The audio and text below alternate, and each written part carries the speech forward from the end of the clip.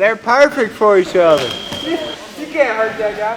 They're perfect for each other. They're back to normal.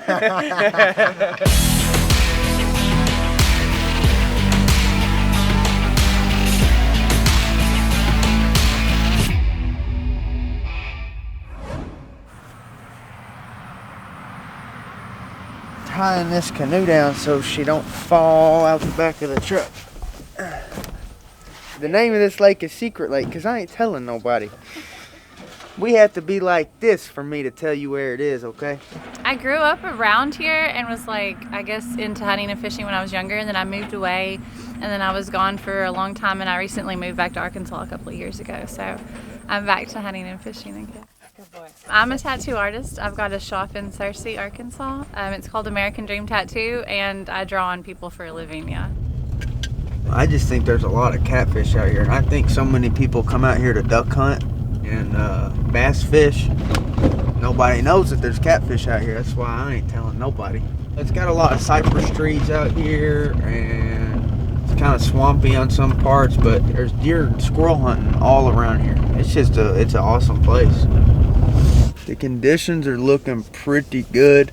I do see some wind out there. It's always really fun. Sometimes we catch stuff and sometimes we don't, but when we don't, it's still cool to get outside. And there's no such thing as boring with Bryce, never. So I run these right here. I run them off of the line. This is, you know, the trot line. Take all those little lines about 2 foot, run them to a trot line. You'll tie the trot line to a stump, to another stump, and then put those on.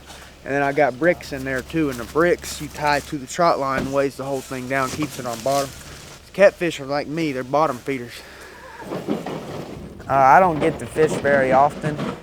From my standpoint, I don't think I get to fish enough, but I go whenever I can.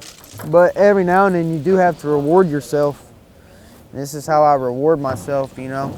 You know, I love Arkansas because all the stuff there is to do and because all the good people in it. And just keep on keeping on. So this is my brick. I throw that brick in the water right there by the trot line. Keeps everything on the bottom. See all the ducks out here? I love it. But in duck season, this place is just crowded. I thought my last fight was kind of like my first fight. I should have finished it. And I was a little bit too small, but I'm bigger now, I'm stronger now, and I'm cutting more weight. I got a fight of the night bonus. It was a tough fight. It was closer than it should have been. I should have put them away. I took that money, I invested it in some real estate. So that's why I do this, you know, to try to provide for me and my loved ones. I think people spend money on the jewelry and the cars. You know, maybe they're not confident or they want to put on a persona to impress people. You know, I live in a 35-foot camper and drive a Toyota Corolla with 240,000 miles on it. I'm not trying to impress nobody.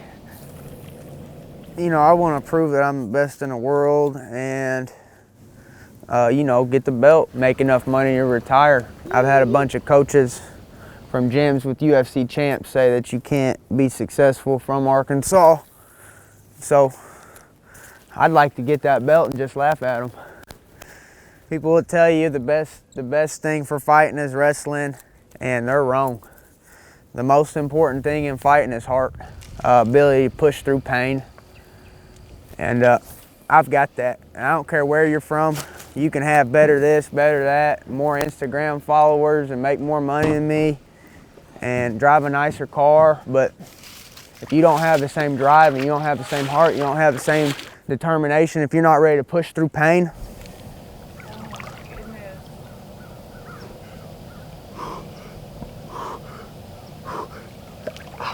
you know, I've got the advantage. I don't care about all that other crap. The bad news is I think the water is so cold that the catfish aren't out here, aren't biting.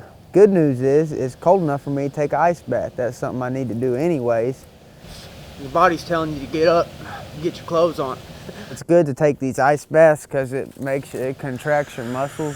It's the best way to do it. I mean, ice is like $2.50 or something a bag now. So instead of going buying 2 bags of ice, I just do this for free. This water's cold. Trying to control your breathing is the best thing you can do and pushes all the lactic acid out, helps you recover faster. I'm telling you, that's some of the best recovery you can get. I'm still cold on the inside. I'm telling you, I'm cold to the bone. I'm hungry. And we're gonna go get some Mexican food.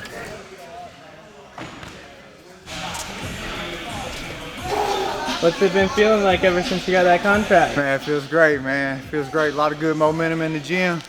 We're getting thug ready now. Time to take over Washington.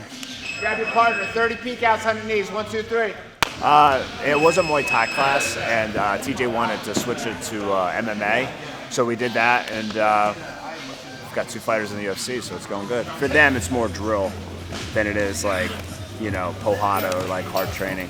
Yeah, man, ever since getting the contract, I've been 100% helping Bryce with his camp, man. He's probably in the best shape I've seen him in, man, and we're ready to go down to Washington, D.C. and get a W. Like when they're in between fights, like I let TJ run the program, but when there's stuff coming up, I take it over so they can focus on working with each other mostly. Yeah, Rolly's a great coach, just super knowledgeable. He's really good at just saying the right things at the right time. Bryce is just a genuine guy, man. He's a good guy in the gym, out of the gym, and he's someone I like to be around, man. And he's one that kind of gets me going, man, and sometimes just forces me to get going, you know. So he's a great training partner, and I love the way I've grew mentally just being around him. Me and TJ, we've been training for years now. We just kind of complement each other. You know, I'm like ketchup, he's like mustard. You know what I'm saying?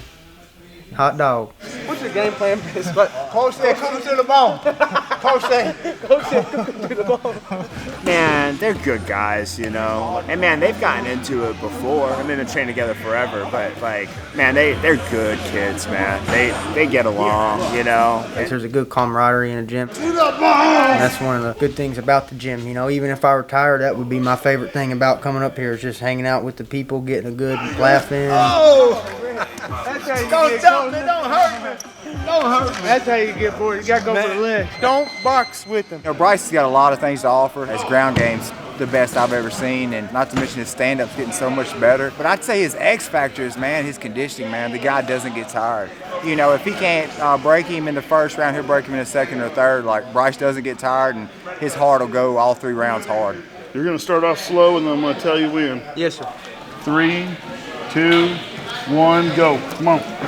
There you go. Get that going. When you fight and you have an adrenaline dump, you get like rubber legs, whatever, and what happens is you get flat-footed and you get stationary. We kill his legs, like it simulates the feeling of having that rubberiness in the legs. And go to the cage.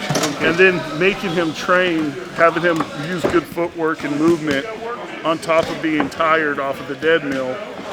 Is to simulate that effect. So if you're in a fight, he has this to kind of, you know, give him the confidence he needs to get through that. That's basically what we're doing, is just bursting on the dead mill and then working Thai pads in the cage. I was just thinking, like no matter how hard I push him, in between whatever we're doing, the guy's jumping all over the walls, man. He's shadow boxing, he's moving. I think he's eating more. You know, he's a little heavier now than he has been, which is good because he was underweight. People like kind of watch film on him and they're under the impression he slows down. It's like, well, yeah, maybe a little, but man, he's still pushing. I mean, he dug out the victory against Bobby Moffett, who was quite a bit bigger in the last minute of the 3rd round. Looking tired. My son Jeremiah, we were in here training. Bryce was like maybe just turned or about to turn 18. And he came in the gym to train. So eventually him and Jeremiah met up and rotating through people. And in 5 minutes, Jeremiah had tapped him out about 15 times. He wouldn't let us leave until Jeremiah showed him how he was catching them so easily. Cage. And I told him, I said, man, if you stay like that, you'll go as far as you want to go in this sport. And he stayed like that. That's been like almost 7 years ago now, I think. So when we first started doing it for this camp, he was flat-footed, stationary. And so in my mind, I'm thinking, you look so fresh. I thought we had more time. I didn't realize it had already been 6 minutes. You fooled me, Bryce. Good job, man. I thought that can't be it. I mean, dang. He's always sharp and he's always in shape, it seems like. And Bryce and Jeremiah have been training together for 2 days a week for almost 7 years. Thank you, my brother. I'm going to go hit some weights. All right, man, good job. You trying, Renee, to choke me, boy? You know he sparred the whole night without a mouthpiece tonight. He's crazy, bro. He's crazy. That's why we work well together, is balancing each other out. But we got everything we need. I really do. You're a big reason why I say you, man. Really. Right back at you, man. We got everything we need. We got world-class training partners, Yeah. world-class coach. Yeah, You know what for I'm saying? sure. Woo, it's a good night.